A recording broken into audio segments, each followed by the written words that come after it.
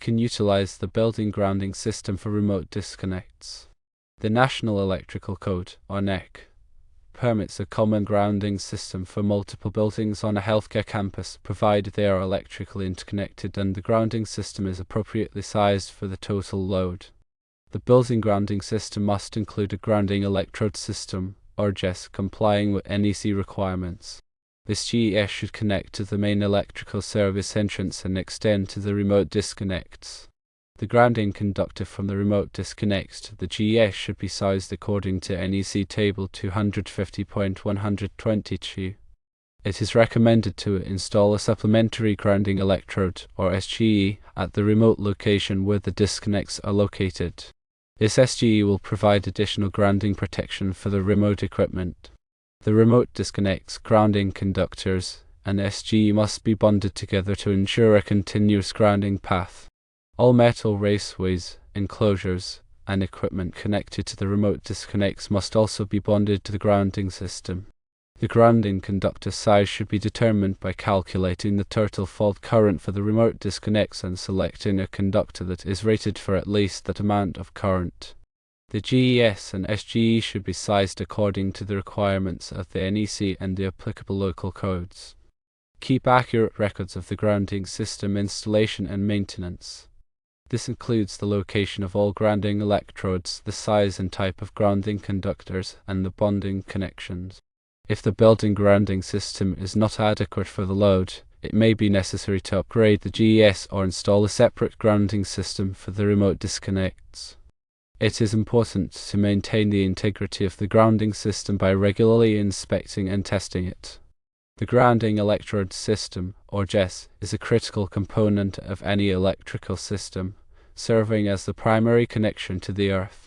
Its purpose is to provide a low impedance path for fault currents, thereby protecting equipment and personnel from electrical shock hazards. The NEC mandates specific requirements for GES to ensure their effectiveness. A typical GES consists of one or more grounding electrodes, such as ground rods, ground plates, or metal underground water pipes. The NEC specifies the minimum size and type of electrodes required based on the size of the electrical system and local soil conditions. For example, a common grounding electrode is a ground rod, which must be at least 8 feet long and made of copper or galvanized steel. The rod is driven into the earth until at least 8 feet of its length is in contact with the soil. Another type of grounding electrode is a ground plate, which is a metal plate buried horizontally in the earth. The plate must have a surface area of at least 2 square feet and be made of copper or galvanized steel. Metal underground water pipes can also be used as grounding electrodes, provided they are in direct contact with the earth for at least 10 feet. The water pipe must be electrically continuous and free from any insulating coatings or joints. In addition to the grounding electrodes, the GES also includes the grounding electrode conductor, which connects the electrodes to the electrical system. The grounding electrode conductor must be sized according to NEC Table 250.66, based on the size of the service entrance conductors. The grounding electrode conductor must be securely connected to the grounding electrodes using approved methods such as exothermic welding or listed connectors. The supplementary grounding electrode, or SGE, provides additional protection beyond the primary GES. It serves as a backup grounding path in case the primary GES fails or is inadequate. SGE are particularly useful in areas with poor soil conductivity or where the electrical system is subject to high fault currents. The NEC does not mandate the use of SGE in all situations, but it is highly recommended, especially for critical equipment and systems. SGE can be ground rods, ground plates, or other approved grounding electrodes. The size and type of SGE should be determined based on the specific requirements of the electrical system and the local soil conditions. The grounding conductor is a vital component of the grounding system, providing a low impedance path for fault currents to return to the source. It connects the equipment grounding conductors to the GES, ensuring that all metal parts of the electrical system are properly grounded. The NEC specifies the minimum size of the grounding conductor based on the size of the overcurrent protective device in the circuit. NEC Table 250.122 provides the required grounding conductor size for various ampere ratings of overcurrent protective devices. For example, for a 20 amp circuit, the minimum size of the grounding conductor is 12 American wire gauge copper or 10 American wire gauge aluminum. For a 60 amp circuit, the minimum size of the grounding conductor is 10 American wire gauge copper or 8 American wire gauge aluminum. The grounding conductor must be installed in accordance with the NEC requirements, ensuring that it is protected from physical damage and securely connected to the equipment grounding conductors and the GES. Bonding is the process of connecting all metal parts of the electrical system together to create a continuous grounding path. This includes metal raceways, enclosures, equipment, and other metal components. Bonding ensures that all metal parts are at the same electrical potential, minimizing the risk of electrical shock hazards. The NEC mandates specific bonding requirements to ensure the effectiveness of the grounding system. All metal raceways, such as conduits and cable trays, must be bonded together using approved methods, such as bonding jumpers or listed connectors. Metal enclosures, such as junction boxes and panel boards, must also be bonded to the grounding system. Equipment grounding conductors must be connected to the metal frames of electrical equipment, such as motors, transformers, and switchgear. The bonding connections must be made using approved methods, such as bonding screws, bonding jumpers, or listed connectors. Sizing the grounding conductor involves calculating the total fault current for the remote disconnects and selecting a conductor that is rated for at least that amount of current. The fault current is the amount of current that would flow in the event of a short circuit or ground fault. The NEC provides methods for calculating fault current, taking into account the voltage of the electrical system, the impedance of the conductors, and the available fault current from the utility company. Once the fault current has been calculated, the grounding conductor size can be determined using NEC Table 250.122. The table provides the required grounding conductor size for various ampere ratings of overcurrent protective devices. The GES and SGE should be sized according to the requirements of the NEC and the applicable local codes. The NEC specifies the minimum size and type of grounding electrodes based on the size of the electrical system and local soil conditions. Local codes may have additional requirements for grounding electrodes, such as requiring the use of multiple electrodes or specifying a minimum depth for ground rods. It is important to consult with local authorities to ensure that the grounding system meets all applicable requirements. Documentation is essential for ensuring the long-term effectiveness and safety of the grounding system. Accurate records should be kept of the grounding system installation and maintenance, including the location of all grounding electrodes, the size and type of grounding conductors, and the bonding connections. The documentation should also include records of any inspections, tests, and repairs performed on the grounding system.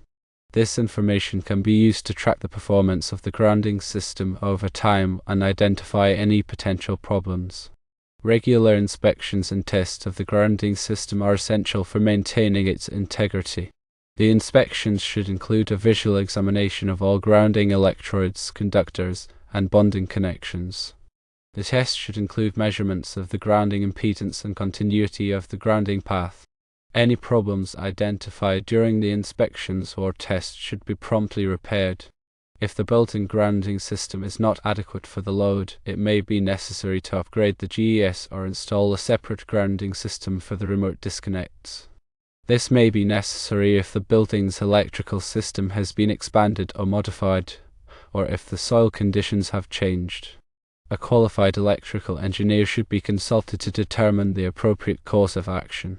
The NEC provides specific requirements for upgrading or installing new grounding systems.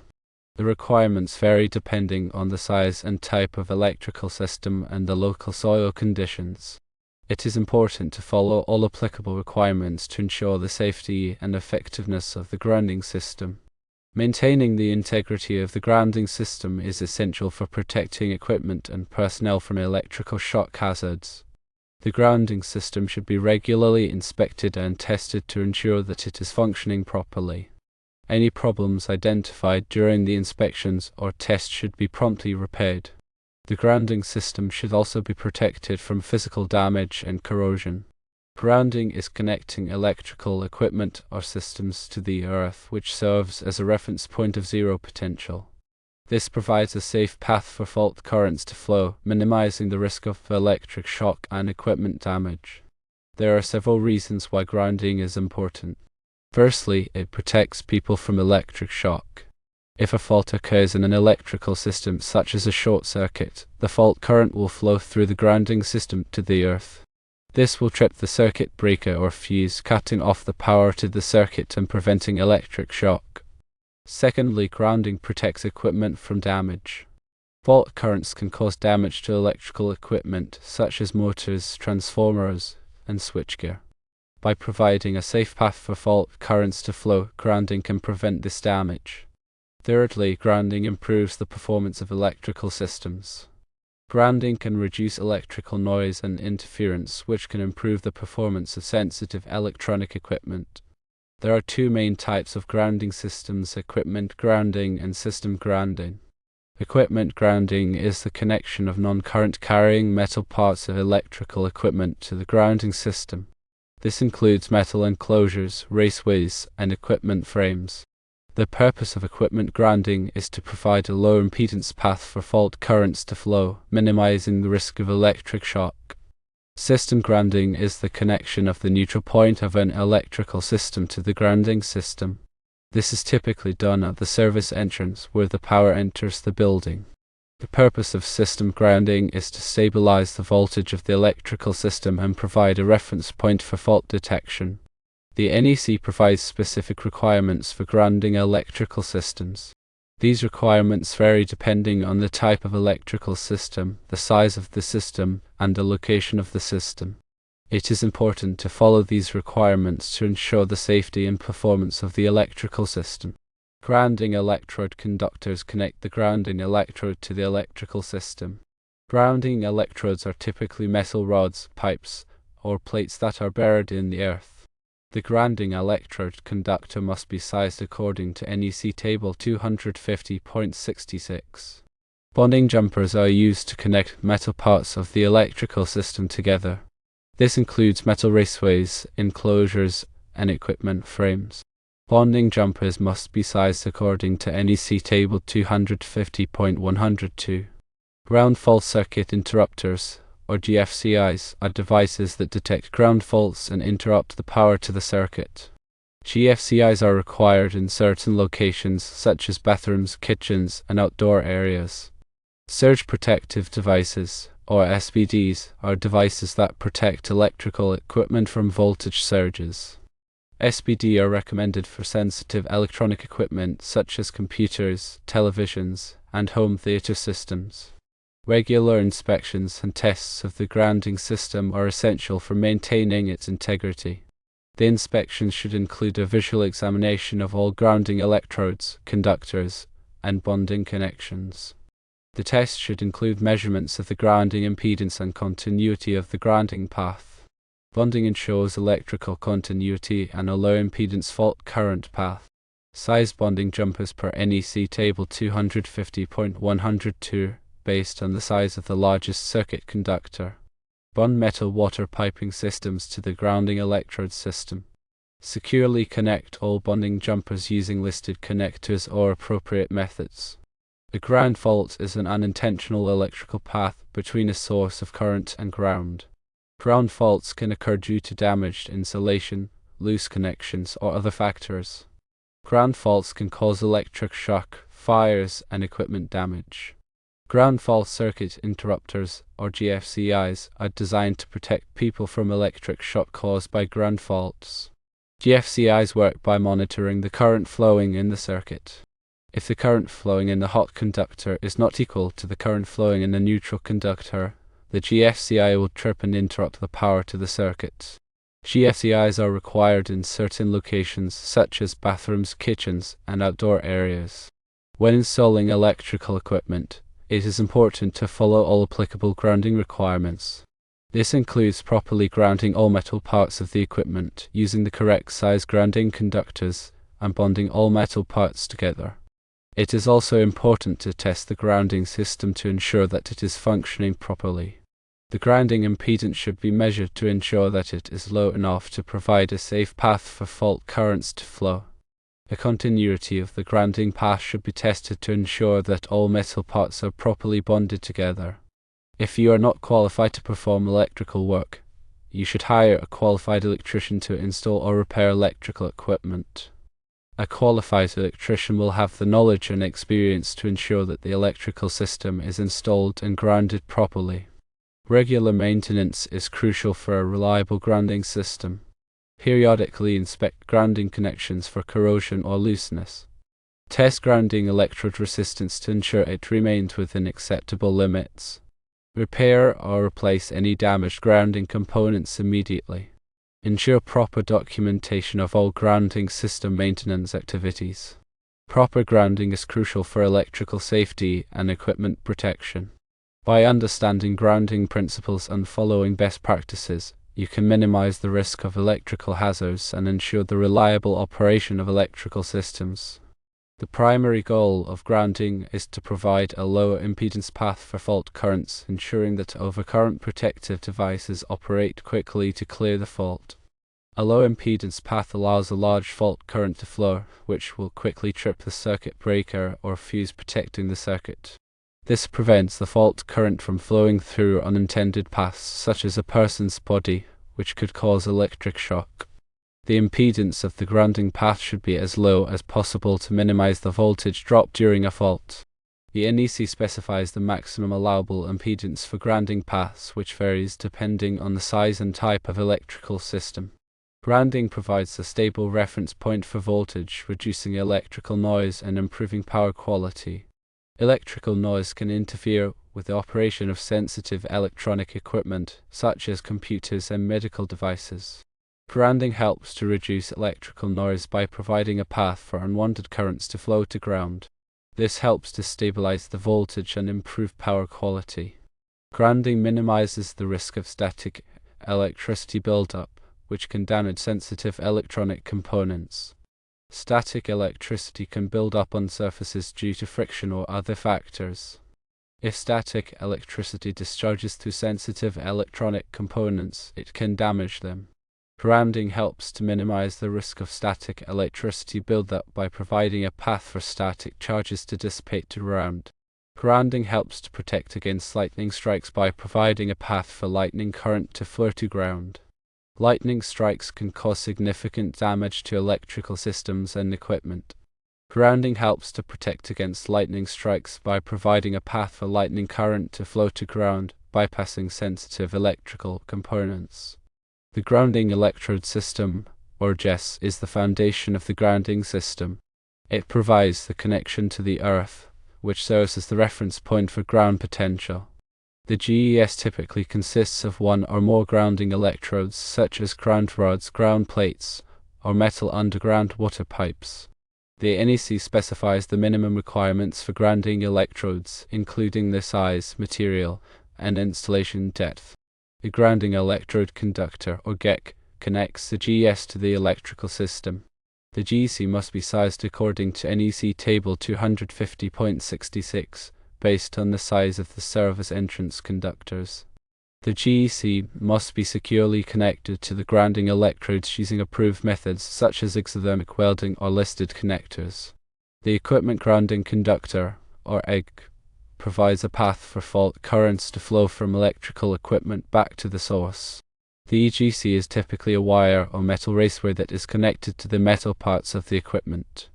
The EGC must be sized according to NEC Table 250.122, based on the size of the overcurrent protective device in the circuit. Bonding is the process of connecting all metal parts of the electrical system together to create a continuous grounding path. This includes metal raceways, enclosures, equipment, and other metal components. Bonding ensures that all metal parts are at the same electrical potential, minimizing the risk of electrical shock hazards. Surge protective devices, or SPDs, are used to protect electrical equipment from voltage surges. SPDs are connected in parallel with the electrical system and divert surge currents to ground. SPD are recommended for sensitive electronic equipment such as computers, televisions, and home theater systems. Ground fault circuit interrupters, or GFCIs, are used to protect people from electric shock caused by ground faults. GFCIs work by monitoring the current flowing in the circuit. If the current flowing in the hot conductor is not equal to the current flowing in the neutral conductor, the GFCI will trip and interrupt the power to the circuit. GFCIs are required in certain locations such as bathrooms, kitchens, and outdoor areas.